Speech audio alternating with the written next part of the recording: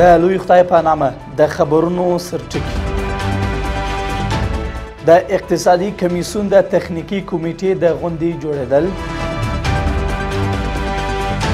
د حج او اوقافو وزارت له لوري د هیواد د حاجیانو پاتو پیسو ورکول او د غزې د لوږې د ګواښ په اړه د ملګرو ملتونو خبرداری.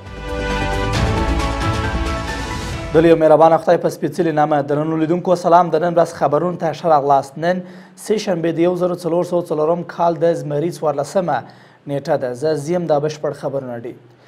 د اقتصادي کمیسیون د تخنیکي کمیټې په غونډه کې د کابل ښار په دیوالونو د برېښنا سمپولو په اړه د پیغامونو لیکونو طرحه تایید او د وروستي پریکړې لپاره اقتصادي کمیسیون ته ولېږل شوه. دغه راز یا د کمیټې د کارګرو ملي ټولنې د اساسنامې د ځنډ د کاري جوازونو د صادرولو او کابل ته د پنجشیر له سیند څخه د اوبو د لیږد لپاره د ټاکل شویو کمیټو راپورونه تایید او اقتصادي کمیسیون ته راجع کړل.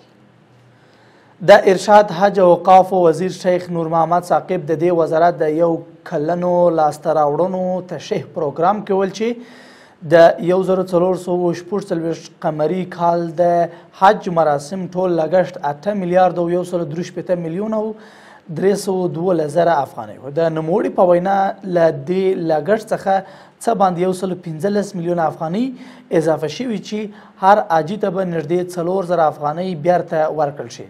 نوموړي له حاجیانو غوښتي چې د خپلې پاتې پیسو د ترلاسه کولو لپاره د ارشاد حج او اوقافو وزارت یا ولایتي ریاستونو ته مراجعه وکړي. د خبرونو دوام. کورنیو چارو وزارت وایي چې د پروان امنیه قومنداني پولیسو د یو لوړ چانیزو عملیاتو پر مهال د دې ولایت په سرخ پارسا ولسوالۍ کې د وسلو او مهماتو یوه لویه زیرمه کشف او ضبط کړې ده. په دې وسلو کې 15 ډوله بېلابېلې وسلې او مهمات، 15 صندوقه د پیکا مرمۍ، 14 ګړۍ لاس بمونه، 15 د نارنجک ویشتونکي مرمۍ او نور نظامي تجهیزات پکې شامل دي. د کورنیو چارو وزارت په وینا د دې قضیې په تړاو یو تن هم نیول شوی دی.